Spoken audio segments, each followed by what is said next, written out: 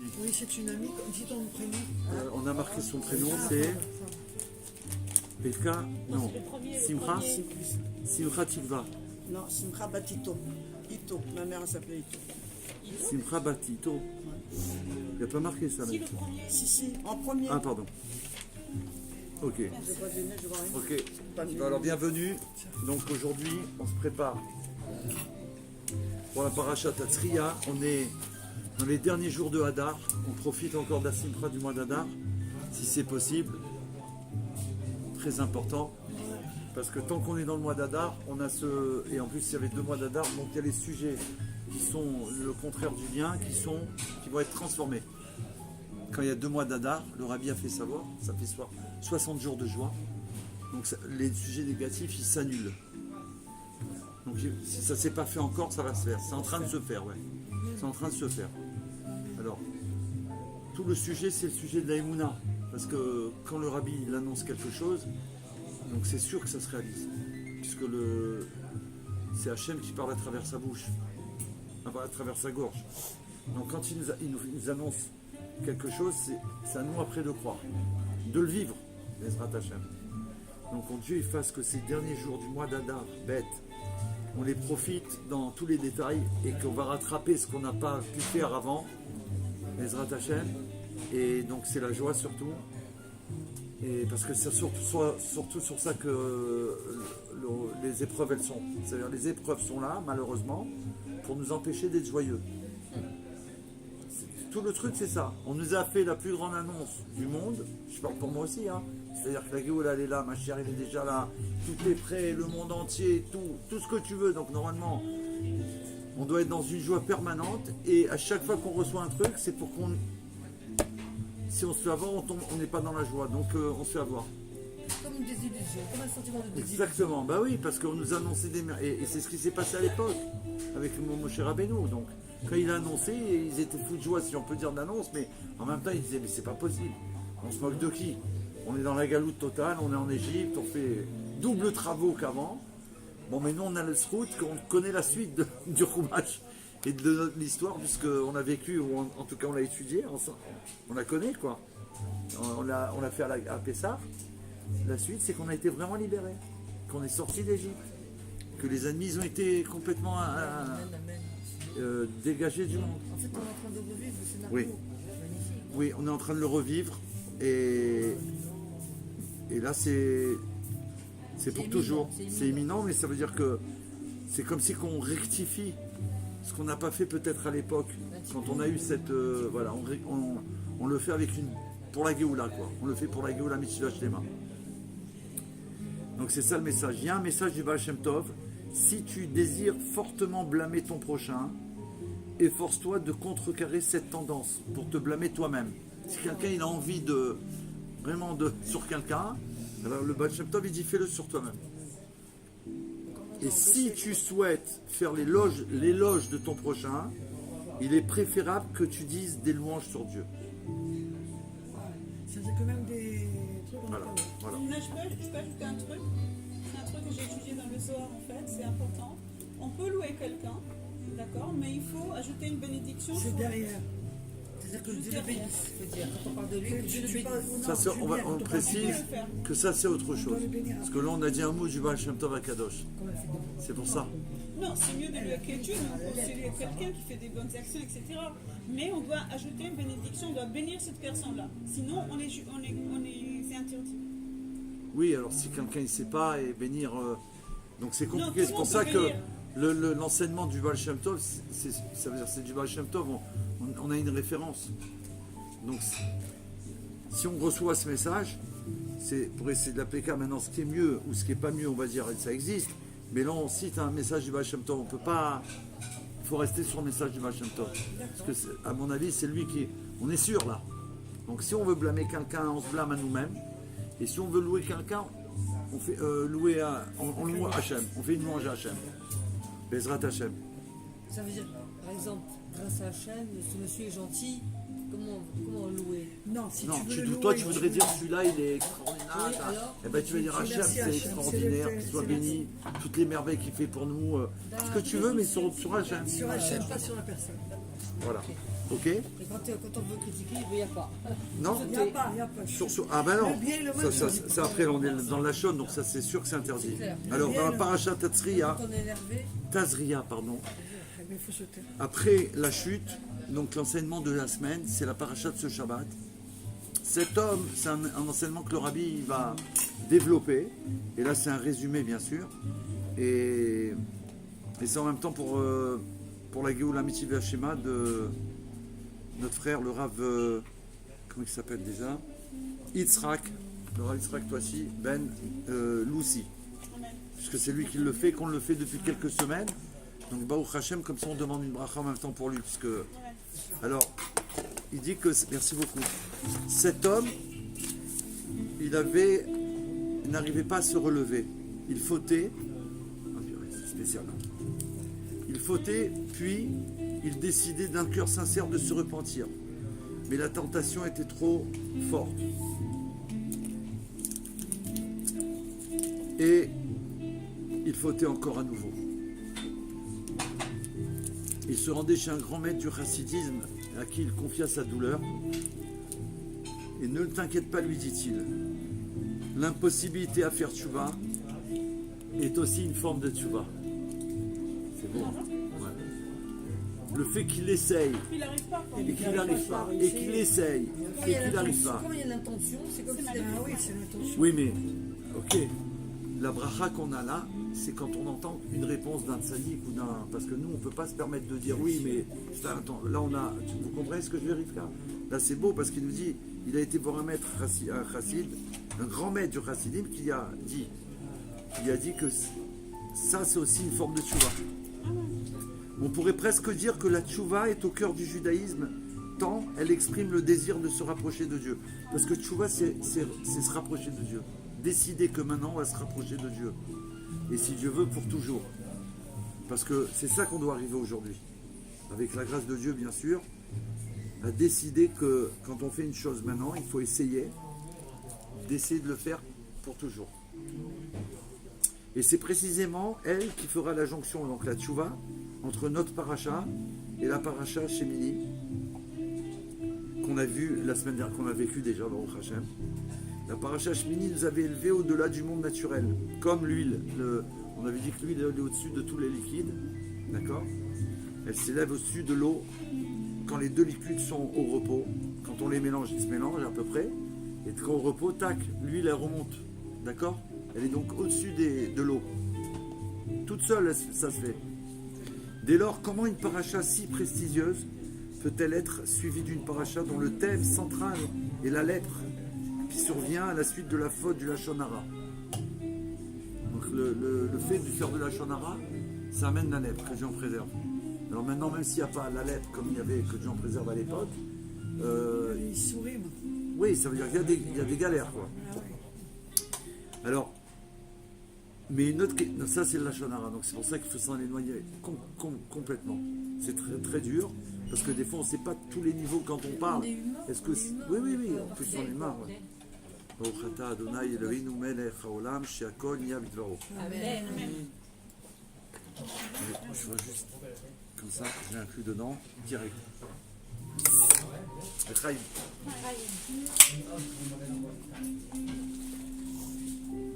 Donc, comment cette paracha Shmini extraordinaire, si prestigieuse, il dit, elle peut-elle être suivie d'une paracha dont le thème, comme on vient de le voir, à cause du Lachon Hara, il est la lèpre, qui survient donc à la suite du Lachon Hara. Mais il y a une autre question qui est rapportée, et le Talmud dans la Gemara, il compare le lépreux à un mort, que Dieu nous en préserve. Ce qui traduit la gravité de cette affection cutanée qui obligeait le lépreux à l'exclusion des trois camps du peuple.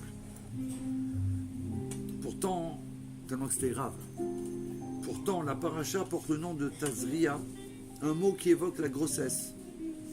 Et la grossesse, c'est quoi? C'est l'apport d'une nouvelle vie, une nouvelle naissance, quelque chose de khadash, un nouveau-né.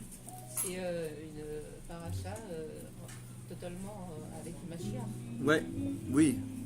Et là, il dit comment que c'est possible donc que dans un seul texte de cette paracha qu'on va vivre, C'est le renouveau de la personne. la Torah, elle a lier la vie et le contraire de la vie, comment il va le voir, puisque la lèpre, ça amène au contraire de la vie. D'accord? Et la naissance, donc, puisque c'est aussi une naissance, la grossesse, le bébé qui arrive. Mashiach, Bezrat Hashem. C'est ça. Hein? Vous comprenez? Parce que là, on est en attente de Mashiach, c'est la naissance du bébé qui est déjà là, mais en fait, on attend sa venue. Alors, pour répondre à ce questionnement, il dit qu'on doit relire le Maïmonide, le Rambam, qui décrit cette affection donc, de la lèpre, cette affection sur la peau, à la fin de ces lois de l'impureté de la lèpre. Donc il faut aller voir le Rambam. Et là-bas, il explique que la lèpre était un signe miraculeux qui avait pour fonction de prévenir la médisance. Donc c'était pour prévenir. Comme on l'a mentionné souvent, Réparer. Non? prévention. Oui, Pour pas que ça arrive. Pour pas que ça arrive, prévention. Comme, J'avais peur. comme le rabbi, une fois, il a reçu je crois que c'était en Amérique, un non-juif, je crois un préfet, qui est venu devant le rabbi, suite à une situation qu'il y avait eu à Brooklyn compliquée. Il y avait eu des choses très graves. Donc il est venu dire au rabbi qu'à partir de maintenant, ils avaient mis tout en place avec les policiers, etc., etc., etc. Le prévenir. Alors non, ils ont dit il n'y aura plus jamais ça. Alors le rabbi, il a dit qu'il faut faire de la prévention. C'est ce qu'il a expliqué. Il a dit quand on fait de la prévention, quand vous ferez de la prévention, quand vous mettrez en place un système de prévention, alors on n'arrivera pas à ce qui est arrivé. Il n'y aura pas besoin de réparer. Il n'y aura pas besoin de mettre quelqu'un en prison. Donc là, c'est pareil pour nous. La prévention, ça permet il n'y aura pas. Si on laisse faire, il va y avoir. Et après, à cause de ce caillou, on va mettre des barricades ou des styles. Mais c'est trop tard, il y a eu des dégâts que Dieu en préserve. Ok? Donc là, il dit que c'est un miracle parce que c'était pour prévenir de ne pas faire de la shonara. C'est un signe miraculeux. Ce signe miraculeux, la lèpre, il avait pour fonction de prévenir de la médisance. Donc, quand on isole le lépreux, c'est pour ne plus l'amener à fauter. Le fait qu'il va être isolé, donc il n'est plus avec personne, il peut pas parler à personne. Vous comprenez? On peut comprendre de là que la lèpre n'était pas seulement une punition, mais aussi et principalement un moyen de réparer et d'habituer l'homme à s'écarter des conversations superficielles pour au final l'amener à se purifier. Donc nous en fait, voilà, la lèpre, la shonara, il peut venir, surtout, il vient quand on commence à parler superficiellement. C'est-à-dire on va parler de choses futiles, de trucs inutiles, voilà, qui nous font perdre du temps, etc. Et là on peut arriver après, automatiquement il va y avoir un mot qui va arriver, ou une lourdeur qui arrive, et ça y est, on rentre dedans. Et là on se lâche. Que Dieu en préserve. C'est ce qu'explique l'allusion à la vie dans le nom de la parashat Tazria. Même si un homme, il atteint des sommets dans la Kedusha, donc ça c'était la parashat de la semaine dernière, Shmini, et qu'à la suite de cette élévation, donc, pour atteindre les sommets, comme Aaron, Baruch Hashem, 6 jours d'inauguration, de préparation dans le temple, pour arriver au 8e jour, que là la Shrina va se dévoiler, chaque jour, ils se sont élevés, puisque c'est la Kedusha qu'ils ont mis le premier jour, le lendemain aussi où ils l'ont mis, mais c'était plus le même jour, donc c'était un jour plus haut. Donc ça a toujours été en s'élevant. Ça veut dire bien qu'on s'élève dans la Kedusha, d'accord? Il faut, même si on atteint les sommets, il faut faire attention parce que c'est à la suite de cette élévation justement qu'il connaît la chute. Bah oui, sous-entendu, plus on monte et plus il y a un risque de tomber. Donc il faut faire attention. Quand on monte, il faut monter et essayer de s'attraper. Ça veut dire s'attraper, c'est installer le niveau dans lequel je viens d'atteindre. Pas simplement escalader comme ça et dire ouais, je suis en haut, ça y est et tout. Là il y a un danger. Au fur et à mesure, ça veut dire je m'installe, je m'habitue à ce niveau. Est-ce que je peux supporter? Je redescends un peu parce que c'est trop fort. Je remonte un peu quand ça ira mieux. Mais si on commence à grimper comme ça, alors, parce que c'est tellement beau de grimper, de monter en haut et tout, mais alors après c'est waouh. Oh là là. C'est une tannée. Donc c'est ça C'est ça le sujet. Même si un homme il va atteindre ses sommets les plus grands de la sainteté, attention à la chute. Alors à ce moment-là, qu'est-ce qui se passe? La porte du repentir, elle est ouverte. La porte, De la tchouva. Elle n'est jamais fermée. Il peut débuter une vie nouvelle. C'est pour ça qu'il parle de naissance. Parce au lieu de se dire, ça y est, on est foutu, Rasvécha, pas du tout. Une nouvelle naissance, un renouveau, une naissance. On peut adapter ça à la situation actuelle en Oula. France. Comme un avertissement, Pourquoi? ils On ont est redescendu sur préoccupé terre. par tout ce qui se passe. Oui. C'est-à-dire que c'est peut-être le début d'un nouveau ou... Non mais là on voit, oui on peut, mais il faut voir ça sur nous-mêmes. Sur nous-mêmes. C'est pas la peine on peut, mais d'abord sur nous-mêmes. Donc dès qu'on monte, quand on est prévenu, on se dit attention, tu montes, il faut s'attacher. Il faut s'attacher, ça veut dire s'attacher à ce niveau-là. On peut retomber. Mais si jamais on est tombé, on a essayé de s'attacher. Non, il faut savoir qu'on fait tchouva. Il faut faire tchouva. Il faut faire tchouva. On s'est envolé trop haut. On a cru que ça y est, on est arrivé. Pas du tout. Pas du tout. Parce que la sainteté, c'est très dur d'y rester. Tant qu'on est en exil, tant qu'on est dans l'exil, quand il y aura la Géoula, il n'y aura plus d'exil. Donc on pourra rester à des niveaux les plus hauts. On va faire que grimper à l'époque, à la venue de Mashiach. Bezrat Hashem. Mais là, aujourd'hui, c'est quoi? Mais d'un autre côté, bien entendu, on a déjà appris que de la même manière que le cœur, quand on fait un examen pour le cœur, on a remarqué un électroencéphalogramme. Un électro. On voit les résultats, ça fait ça. Hein?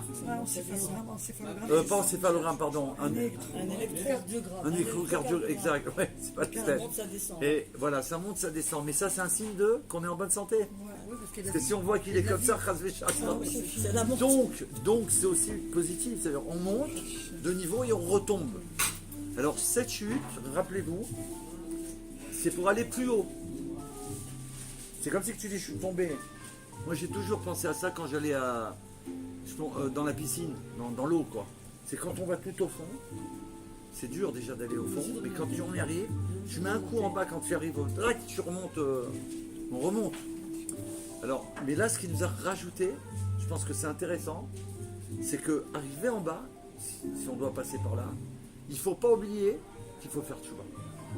C'est ça qui nous rapporte. Ben, faire tchouva, ça veut dire faire tchouva, ça veut dire j'ai atteint un niveau, le vôtre, vous allez l'atteindre. Vous savez vous qu'est-ce que vous avez mis en place comme objectif d'atteindre, par exemple. Donc cet objectif atteint, comment vous vous êtes mis dedans? Vous vous êtes extasié, vous avez dit ça y est, j'ai gagné, ou je ne sais pas comment vous l'avez vécu. Alors vous devez essayer d'analyser pourquoi vous êtes tombé. À ce moment-là, vous faites tchouva, vous dites là, je ne me ferai plus avoir. Il faut que je sois discrète, il ne faut pas que je me la raconte, il ne faut pas que je fasse de la publicité. Cette élévation, elle doit être entre moi et Hachem et moi. Sinon, il y a un risque de boum. Alors, il y a la tchouva, mais des fois, on a du mal à s'en remettre pour regrimper. Vous comprenez? Quand ça arrive plusieurs fois, il y a Kameler Malka, c'est pas facile. Des fois, il y en a qui peuvent perdre l'enthousiasme. Ou de recommencer, il y en a qui disent j'en peux plus, j'en ai marre. Il y en a qui peuvent se dire non, je peux pas, j'ai essayé plusieurs fois, ça ne fonctionne pas. J'abandonne, que j'en préserve. Il y a tchouva, mais là il te dit c'est une naissance. Donc c'est nouveau. Ça veut dire qu'on redémarre, pas avec nos bagages de galère, c'est-à-dire j'ai fait une chute, je suis un nouveau-né, c'est un nouveau livre, c'est une nouvelle page, c'est un nouveau livre comme il a dit le Rabbi. C'est un nouveau livre. Et c'est une nouvelle histoire. L'histoire d'avant, ça y est, elle est finie, je l'ai réglée, il y a eu une fin, maintenant nouvelle histoire. Maintenant, d'aucuns pensent que la faute est un mouvement pratiquement irréversible.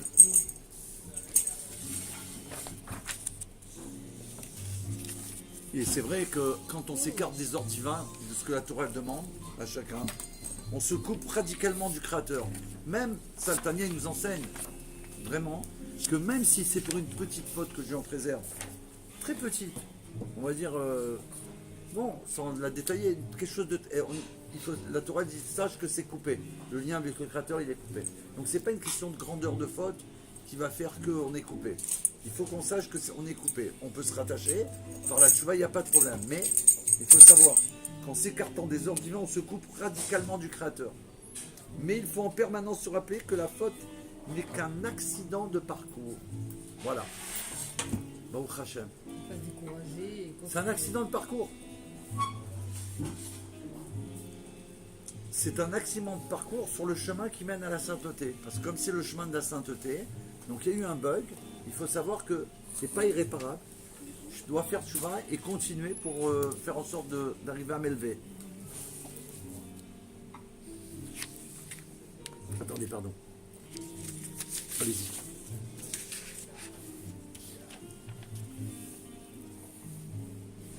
Aussitôt qu'un homme exprime le désir, même en pensée, de se repentir, Dieu est dans l'oreille, tout de suite.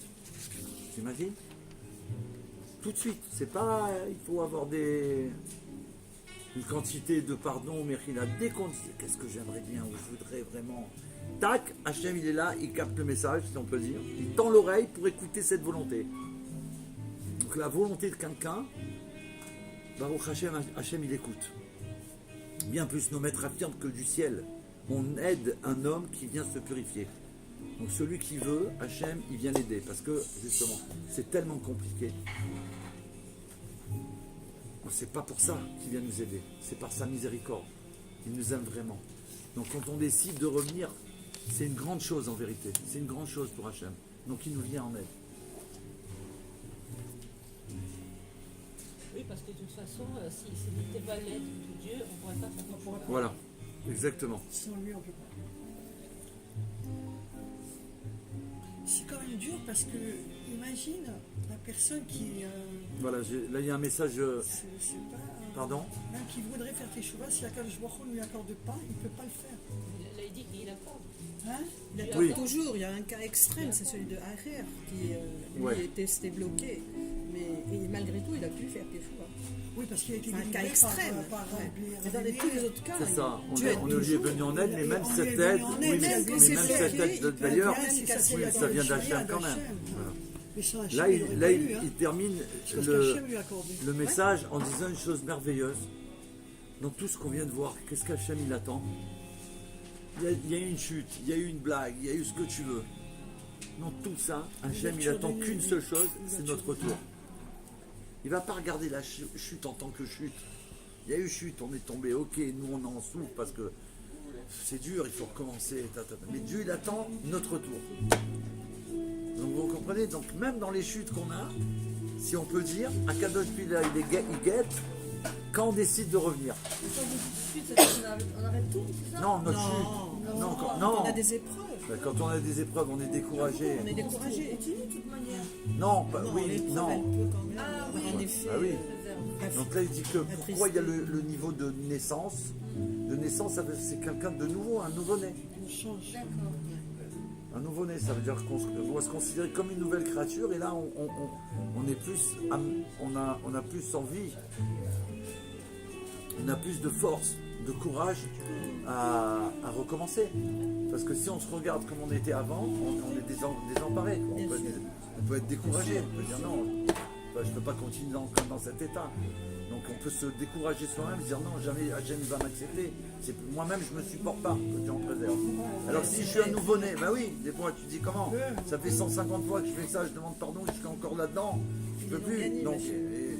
mais comme Dieu, il nous considère, et c'est pas qu'il nous considère, c'est une nouvelle vie, un nouveau-né. Alors là, on repart différemment. On repart différemment. Parce qu'il ne faut pas oublier que Dieu ici, combien de fois il l'a fait d'ailleurs, il efface tout. Quand il veut. Il s'insère quelqu'un de saint. Et des fois, pour une chose, pas spécialement une avoda que tu as fait, tu as fait un autre truc, rendu un service que pour Dieu c'était quelque chose d'incroyable, il peut effacer des choses que jamais tu aurais pu effacer par toi-même. Ou par exemple, j'ai vu que il y a une étude qui s'appelle l'étude de.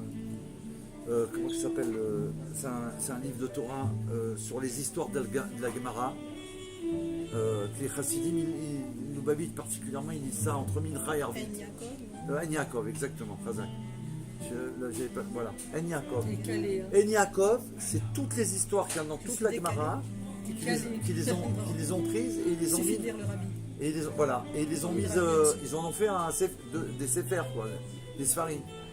Les chassidim, ils étudient toujours ça entre Mincha et Arvit. D'accord? La base, le rabbi rapporte, j'ai entendu ça, je l'ai lu, je l'ai étudié, que cette étude, le fait de la faire, elle efface les fautes les plus graves, tout simplement en faisant la lecture de l'étude de l'En Yaakov. Pourquoi il dit ça? Parce qu'il y C'est a... un contexte? C'est long? En français, Non, je l'ai c'est- entendu. mais- Mais non, c'est des agadotes, C'est c'est des des récits. Agod, c'est tous les récits de la Gemara. Mais, au C'est lieu de- intéressant. mais là, ils ont pris toutes les histoires. Donc les histoires sont rapportées une après les autres. Vous voyez? Il faut toutes les lire, il suffit de nous Non, mais tous les jours, non, et On lit une c'est une chaque étude jour, qu'on fait quoi. tout le temps, quoi. Mais en tout cas, c'est intéressant de voir qu'il y a des fautes qu'on pourrait faire mettre des années, peut-être qu'on n'arriverait même pas à effacer un petit peu, et que là, le simple fait d'étudier En Yaakov, il dit que c'est tellement grand, il y a des tellement grands secrets dedans, d'accord, que le simple fait de l'étudier, même si on n'a pas le niveau, puisque nous, on se dit quel Oui, niveau même on sans a, comprendre la c'est ça. profondeur. Voilà, sans comprendre vraiment la De le profondeur, lire, ça suffit. le fait de le lire, eh Même ben, en ça français. efface. Ça Ouais, lave ouais. la neshama. Et c'est un livre qu'il faut acheter. C'est un livre qui Ein Yaakov. ouais. Ça Il existe en d'autres français, qu'il ouais. faut acheter. Non mais c'est intéressant, c'était pour alimenter ce que j'ai dit avant. Il y a des fois une simple action qu'on pourrait faire, Dieu il va faire en sorte d'effacer tout notre passé ou plein de choses et même le transformer. Parce que nous on ne sait pas la valeur des choses ou des mitzvot, donc on ne sait pas ce que ça a permis vrai. ou ça amène. On ne sait pas du tout. Deux fois quelqu'un il est fâché avec quelqu'un par exemple, je dis comme ça, hein. Et un jour il décide d'aller au-dessus de ça et d'aller faire la paix ou d'aller voir une simra ou quoi. Ça peut tellement toucher Hachem, vous comprenez, que grâce à ça, ça peut effacer des choses incroyables. Donc en vérité, c'est ça le message. Toutes les chutes, on ne doit pas oublier. Voilà, c'est pour une remontée. Et en vérité, pour Hachem, si on peut dire comme ça, s'il y a eu chute, Parce qu'il a voulu nous il est en permettre. attente. Non, il a voulu peut-être nous permettre. Oui, il est en attente.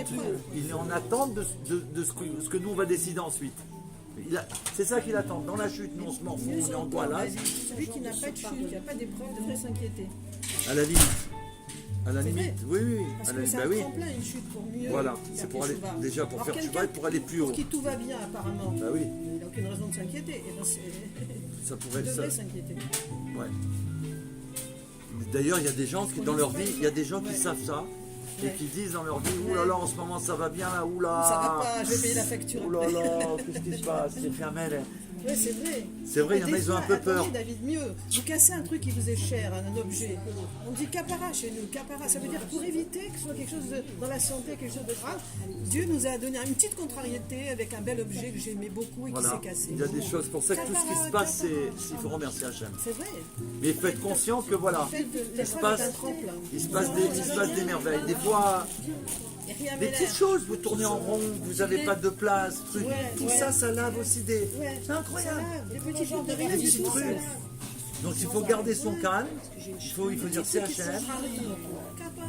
Comment ça va? Non, non, pas du tout. Bah, au Mieux Hachem. ça que Et rien n'a l'air. mieux ça que Quelle heure il est? On a 5 minutes avant l'été nuit. Alors attendez, 5 minutes, un instant. Je regarde si on a quelque chose de court, très court.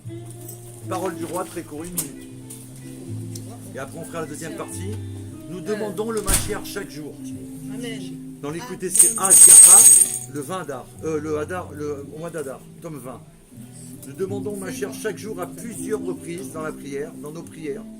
Lorsque nous prononçons ces mots avec sincérité, nous devons nous poser la question suivante.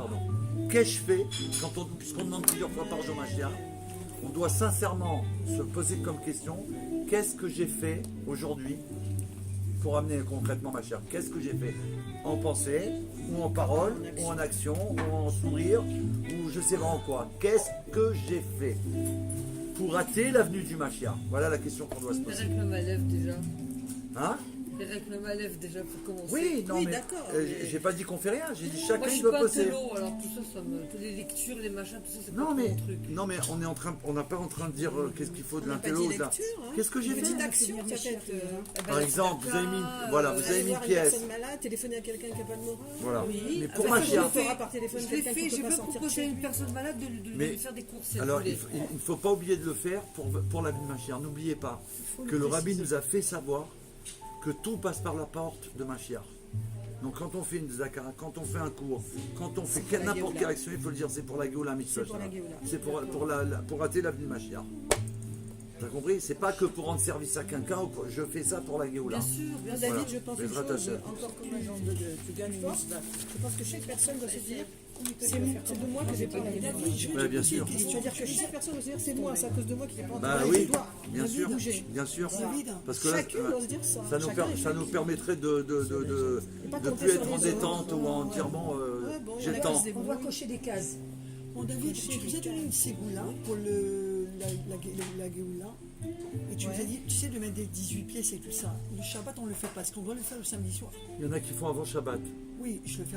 Ah, Pour le lendemain. avant d'allumer les lumières. Ou de avant ou Shabbat. après. Avant Par exemple, il y en a d'allumer, qui tu mets de la font le tzedaka vendredi, ils mettent normal 18. Avant l'allumage. Et peut-être avant la Avant ou l'allumage, même on le met matin toujours quand tu la mets. Non, moi je le mets le matin. Oui. Mais maintenant pour le samedi. Le Shabbat, on recevait la manne en double part. Donc là, on peut donner en double Le part. Rabbi dit que tu dois On peut mettre la mettre tzedaka avant 36. d'allumer les lumières. Voilà. Vendredi, quoi. En plus, Alors, on on fait- fait Hein? deux fois. Bezrat Hashem. On fait les Teilim. Deux fois, ok, c'est Alors on bon. se retrouve parce que là on doit faire les Teilim, on a 2 minutes. On se prépare, on se retrouvera après comme ça on fait 2 petites vidéos. Teilim du 120 au 134. Et entre chaque Teilim, La voisine, Claude. la phrase célèbre Yehi Adonai Nomorim Rabbeinu Melech HaMashiach le Lam Vaed. On demande, on fait ces Teilim ensemble de 5h à 5h15. Pour nous, c'est une heure qui représente les 515 prières que Moshe Rabbeinu il a fait pour obtenir la Géoula, pour rentrer en Eretz Israël, pour que nous on rentre avec lui, Bezrat Hashem. Et voilà, donc on va y aller, on se retrouve tout de suite après. Yehi Melech HaMashiach.